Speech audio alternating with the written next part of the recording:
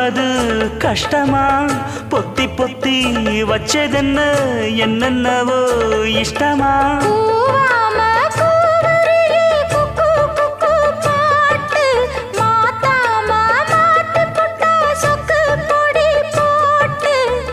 யாரிடத்தில் உன் மனசு போச்சு நூலை போல உன் உடம்பு ஆச்சு